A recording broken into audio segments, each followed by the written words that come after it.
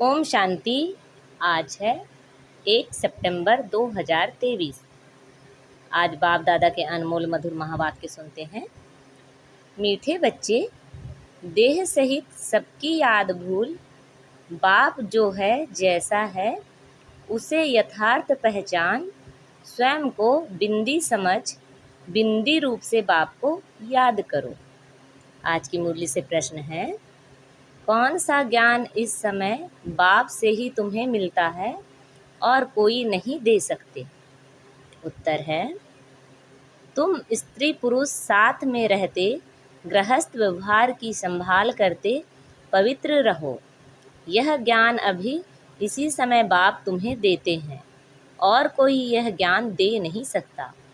तुम्हें दान तो 5 विकारों का करना है, लेकिन मुख्य है काम, जिस पर पूरी विजय पानी है। सर्वशक्तिमान बाप की याद और श्रीमत पर चलने से ही यह ताकत मिलती है। आज मुरली में गीत बजा है, दुखियों पर रहम करो। ओम शांति। वही बाप बैठ बच्चों को समझाते हैं। कौन है यह बाप? यह बच्चे जानते हैं, जिनके सम्मुख बाप बैठे हैं। अब तुम बच्चों की बुद्धि का योग बेहद के बाप तरफ है। बुद्धि का योग अभी हद के बाप से तोड़ना है। सारी दुनिया के जो भी मित्र संबंधी हैं, बल्कि इस देह को, दुनिया को, सबको भूलना है। यह बाप के डायरेक्शन मिलते हैं। बाप बच्चों को कभी नहीं भूलते हैं। बाप तो कहते हैं, भक्ति मार्ग में भी तुम भक्तों की हम संभाल करते आए हैं, परंतु ड्रामा अनुसार तुम बच्चों को भूलना ही है। भूलवाती है माया। हम आत्मा हैं, यह भी रावण भुला देते हैं। देह अभिमानी बना देते हैं। यह तुम बच्चों का पार्ट है। ऐसे नहीं कि तुम वहाँ सिर्फ बाप को भूल जाते हो, परंतु वह जो है जैसा है उस बाप की याद और सुख देने का ज्ञान भूल जाते हो। अभी तुम जानते हो बाबा कल्प कल्प आते हैं। बाबा कैसा है यह भी बुद्धि में धारण करना है। मनुष्यों ने तो शिवलिंग का बड़ा चित्र बना दिया है और सभी के चित्र तो ठीक हैं। जैसे ब्रह्मा, विष्णु और शंकर का चित्र भी ठीक है। मंदिरों में पूजे जाते हैं, परंतु परमपिता परमात्मा का नाम, रूप, देश, काल जो है वह भूल जाते हैं। चित्र भी भूल जाते हैं। अभी तुम बच्चों को समझाया जाता है कि आत्मा बिंदी रूप है, स्टार मिसल बिंदी है, भ्रकुटी के बीच में रहती है। बच्चे जानते हैं हम आत्मा हैं। शरीर की भ्रकुटी के बीच मुझ आत्मा का स्थान है। यह तो सब मानेंगे, बहुत सूक्ष्म बिंदी जैसी है। यह भी जानते हो परम पिता परमात्मा भी ऐसे बिंदी रूप ही होगा। खुद आकर समझाते हैं, मैं भी बिंदी हूँ, परंतु मनुष्यों ने बड़ा रूप ज्योतिर्लिंगम बना दिया है। जैसे बुद्ध का भी बड़ा लंबा चौड़ा रूप बनाते हैं। पांडवों के शरीर भी भक्ति मार्ग में बहुत लंबे बनाते हैं। भक्ति मार्ग में लंबे चित्र होते हैं, ज्ञान मार्ग में छोटी चीज होती है। परमात्मा कहते हैं, मैं बिंदी हूँ। कहाँ कहाँ बहुत बड़ा लिंग भी रखते हैं, नहीं तो बिंदी की पूजा कैसे हो सके? पूजा तो जरूर बड़ी चीज की होगी ना।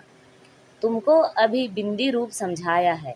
इन बातों को मनुष्य तो समझ ना सके। तुम बच्चों को भी पहले यह समझ नहीं थी। अभी जब परिपक्व अवस्था हुई है तो समझते हो। यह तो यथार्थ बात है। अगर शुरू से लेकर बाबा भी समझाते तो हम समझ नहीं सकते, क्योंकि बिंदी कोई चीज़ तो है नहीं, हम मानते नहीं। परंपरा से शिवलिंग कहा जाता है, यह फिर क्या है? तो बाप समझाते हैं कि वह भी रॉन्ग है। मैं जो तुम्हारा बाप हूँ, मैं बिंदी हूँ। तुम्हारा भी बिंदी रूप है, परंतु पूजा आदि के लिए बड़ा शिवलिंग बनाते हैं। आत्माओं का रूप भी शालिग्राम बनाते हैं, परंतु ऐसे है नहीं। आत्मा इतनी बड़ी हो नहीं सकती। आत्मा देखने में भी बड़ा मुश्किल आती है। यह समझने की बड़ी गूढ़ बातें हैं।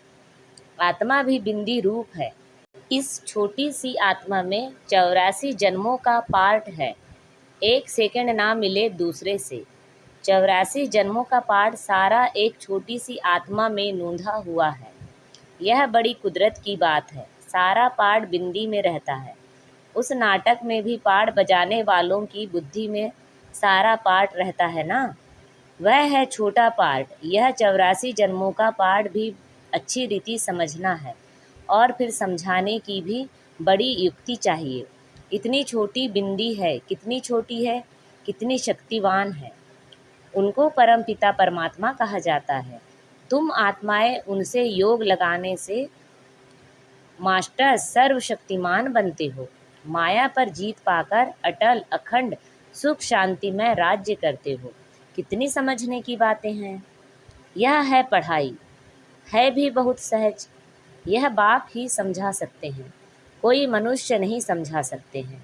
बरोबर इतनी छोटी चीज़, परंतु नाम कितना बड़ा रखते हैं। ज्ञान का सागर। तुम कहते हो मनुष्य सृष्टि का बीज रूप चैतन्य है, सत्य है, अविनाशी है। कहते आते हैं, परंतु किसी की बुद्धि में नहीं आता है वह क्या वस्तु है।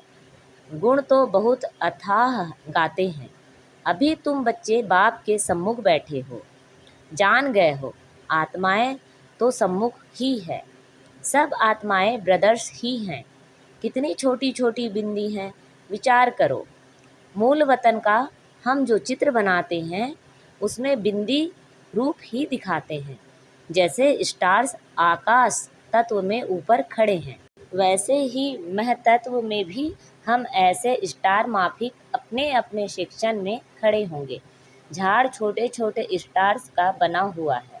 वहाँ से फिर आत्मा आती है, शरीर धारण करती है पाठ बजाने के लिए। कैसे नंबरवार आत्माएं आती हैं, यह सारी बुद्धि चलनी चाहिए। हर एक धर्म का सेक्शन अलग होगा। बाप दृष्टांत दे समझाते हैं। बनेन ट्री का भी मिसाल समझाते हैं। हिंदी बहुत जगह चलती है तो बच्चों को हिंदी भाषा में समझाना पड़ेगा। परमपिता परमात्मा भी हिंदी भाषा में ही समझाते हैं। आजकल जहाँ तहाँ इसका प्रचार करते रहते हैं। एक भाषा होना तो मुश्किल है। कई समझाते हैं परमपिता परमात्मा तो सब भाषाएं जानते होंगे, परंतु ऐसे तो हो ना सके। अथाह अनेकानेक भाषाएं हैं, वह तो सीखनी पड़ती है। परमपिता परमात्मा को तो कुछ सीखना नहीं है। उन्होंने कल्प पहले जिस भाषा में समझाया है उसमें ही समझाते हैं। बाकी भाषाएं तो हर एक को पढ़नी होती है। बाप को पढ़नी होती है क्या? तुम देखते हो शुरू से हिंदी चली है, अब हिंदी सीखते जाते हैं। भारत में हिंदी का प्रचार है। बाप भी हिंदी में समझाते हैं, फिर हर एक को अपनी भाषा में ट्रांसलेशन कर औरों को समझाना पड़े। बाप और बाप की रचना का परिचय सबको समझाना है। सभी का सद्गति दाता वह एक बाप है। यह सब जानेंगे। बरोबर बाप आया हुआ है। बाप कहते हैं मैं भारत में ही आता हूँ। भारत हमारा बर्थ प्लेस है। शिव के मंदिर, देवी देवताओं के मंदिर भी यहाँ हैं। देवी देवताओं का राज्य भी भारत में होता है। बाप भी भारत में आते हैं। देवी देवता धर्म की स्थापना यहाँ की ही है, तो मंदिर भी जरूर यहाँ चाहिए। औरों के इतने मंदिर नहीं होंगे, यहाँ तो बहुत मंदिर हैं।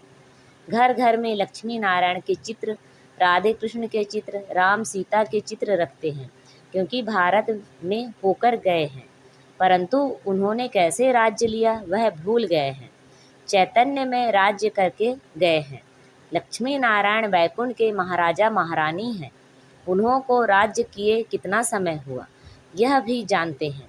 मुख से कहते भी हैं क्राइस्ट से 3000 वर्ष पहले देवी देवताओं का राज्य था, तो क्राइस्ट को 2000 वर्ष बीते ना। तो जो ऐसे कहते हैं उन्हें उसी बात पर समझाना चाहिए। कहते हैं क्राइस्ट से 3000 वर्ष पहले देवी देवताओं का राज्य था, अर्थात स्वर्ग था। ऐसे नहीं कि क्राइस्ट भी उस स्वर्ग में था। पूछेंगे क्रिश्चियन लोग तब कहाँ थे, यानी उन्हों की आत्माएं कहाँ थी। इस्लामी, बौद्धी, क्रिश्चियन आदि की आत्माएं सब कहाँ थी। यह समझाना तो बड़ा सहज है। वह सब निर्वाण धाम व निराकारी दुनिया में थी। निराकारी दुनिया भी है। दुनिया में जरूर बहुत रहने वाले होते हैं, सभी आत्माओं का निवास स्थान महतत्व रूपी निराकारी दुनिया में है। तुम बच्चों की बुद्धि में अभी यह है कि इस समय सब देवी देवताओं की आत्माएं हाजिर है, तब बाप आए हैं, फिर से देवी देवता धर्म की स्थापना करते हैं। समझो, कोई धर्म आता है, पहले तो बहुत छोटा होता है, छोटी छोटी शाखाएं निकल जब पूरी होती है, तब यह तुम्हारा फाउंडेशन भी पूरा होता है। बीज और झाड़ का राज समझाना तो बहुत सहज है। मनुष्य सृष्टि का झाड़ बहुत धर्मों का है, समझते भी हैं। फलाना धर्म था तो फलाना धर्म नहीं था। अभी छोटे छोटे धर्म निकलते हैं, आगे तो नहीं थे ना। छोटी छोटी शाखाएं तो अभी निकली हैं। यह तुम बच्चे जानते हो और कोई नहीं जानते। आत्मा और परमात्मा का बिंदी रूप नहीं जानते हैं। अभी बाबा ने तुम बच्चों को आकर समझाया है। तुम कहते हो बाबा हम आपके बच्चे हैं, कल्प पहले भी आपसे मिले थे, आपके बच्चे बने थे। बच्चे बनते हैं बाप का वर्षा लेने। बाप कहते हैं तुम हमारे हो, गोया एडॉप्ट किया, मुख वंशावली बने। तुम सब एडॉप्टेड हो। बाबा भी ब्रह्मा मुख से कहते हैं तुम आत्माएं हमारी हो। तुम आत्माएं भी कहती हो बाबा आपने जो ब्रह्मा तन में आकर अपना परिचय दिया है, हम आपके हैं। बाबा कहने से ही वर्षे की खुशबू आनी चाहिए, बच्चे ही कह सकते। यह है प्रवृत्ति मार्ग। सन्यासियों के शिष्य बनते हैं, वह बाप बच्चे नहीं बनते। वर्षा बाप से जायदाद का मिलता है, वह तो कहेंगे हमने गुरु किया है। गुरु से तो जायदाद का वर्षा नहीं मिलेगा, वह तो जायदाद को छोड़ जंगल में चले जाते हैं। वह जायदाद दे ना सके, वह है ही निवृत्ति मार्ग वाले। बाप तो जायदाद देते हैं, उनसे कुछ नहीं मिलता। जंगल में जाएंगे तो सन्यासी कहलाएंगे। तुम भी सन्यासी कहलाते हो। वह है हठयोगी सन्यासी, तुम राजयोगी सन्यासी हो। सन्यासी अर्थात 5 विकारों का त्याग करने वाले। सो तो तुम त्याग करते हो और फिर पवित्र दुनिया में चले जाते हो। वह त्याग करते हैं परंतु पवित्र दुनिया में नहीं जाते, पतित दुनिया में ही रहते हैं।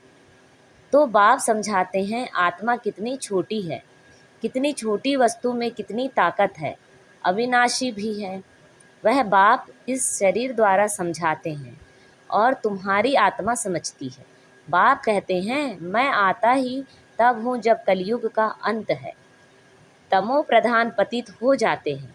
मुझे याद भी तब करेंगे जब संगम होगा, तब ही हम आएंगे, तब ही विनाश के चिन्ह भी देखने में आएंगे। तो सो बरोबर देखते हो। अभी तुमको समझ मिली है, वह फिर औरों को देनी है। अभी कलयुग का अंत जरूर है। यादव कौरव पांडव भी हैं, महाभारत लड़ाई भी है। बरोबर उस समय राजयोग भी सीखते हैं। पांडवों ने विजय पाई, यादव कौरव विनाश हुए। स्वर्ग में तो एक ही धर्म होता है, अनेक धर्म खलास हो जाते हैं। यह बाप बैठ समझाते हैं। बच्चे जानते हैं बाबा की इस राजयोग की शिक्षा से हम बरोबर सो देवी देवता पद पाते हैं। तुम पुरुषार्थ करते हो, हम तो नर से नारायण ही बनेंगे। बाप का वारिस जरूर बनेंगे, तख्त नशीन बनेंगे। फिर जितना जो पुरुषार्थ करेंगे उतना पद पाएंगे। पुरुषार्थी छिपे नहीं रहते, वह बड़े मस्त होते हैं। पहले पहले प्रतिज्ञा करते हैं। बाप के जन्म बाद है रक्षाबंधन। बाप को जानते तो पहले प्रतिज्ञा करनी है। बाप कहते हैं काम महाशत्रु है। दान तो 5 ही विकारों का करना है, परंतु पहले पहले मुख्य काम है, इनसे बड़ा खबरदार रहना है। भल स्त्री भी साथ हो, गृहस्थ व्यवहार में रहते पवित्र रहना मेहनत का काम है। सर्वशक्तिमान बाप को याद करने और उनकी श्रीमत पर चलने से ताकत मिलती है। बाप का फरमान है साथ में रहते इकट्ठे रहते पवित्र रहना है। आगे तो स्त्री पुरुष इकट्ठे रहने से आग लगती थी। बाप कहते हैं इकट्ठे रहो परंतु आग ना लगे। अच्छा, मीठे मीठे शिखिला दे बच्चों प्रति माता पिता बाप दादा का याद प्यार, गुड मॉर्निंग और नमस्ते। रूहानी बाप की रूहानी बच्चों को नमस्ते। हम सब रूहानी बच्चों की रूहानी माता पिता बाप दादा को याद प्यार, गुड मॉर्निंग और नमस्ते। आज की मुरली से धारणा के लिए मुख्य सार हैं। दिल से बाप को याद कर जायदाद की खुशी में रहना है, पूरा पावन जरूर बनना है। विचार करना है आत्मा कितनी छोटी है और उसमें कितना अविनाशी पाठ गूंधा हुआ है। बिंदु बन बिंदु बाप की याद में रहना है। आज बाबा ने हमें वरदान दिया है, स्व इच्छा और दृढ़ संकल्प से एक देकर पदम लेने वाले चतुर सुजान भव। चतुर सुजान बच्चे मिट्टी से भरे हुए सूखे चावल देकर एक का पदम गुणा भाग्य बना लेते हैं। सिर्फ चावल देते हैं और रिटर्न में सर्व शक्तियाँ, सर्व खजाने 36 प्रकार से भी ज़्यादा वैरायटी ले लेते हैं। परंतु कई बच्चे वह भी हैं, देने के समय सुदामा के मिसल कच्छ बगल में छिपाकर रखते हैं। बाप खींचकर ले सकते हैं, लेकिन खींचकर लिया तो उसका रिटर्न इतना नहीं मिलेगा। इसलिए स्व इच्छा और दृढ़ संकल्प से एक देकर पदम लेना, यही चतुराई है। इस देने में ही कल्याण है। आज का स्लोगन है, साक्षी बन न्यारे होकर हर खेल को देखने वाले ही साक्षी दृष्टा हैं। साक्षी बन न्यारे होकर हर खेल को देखने वाले ही साक्षी दृष्टा हैं।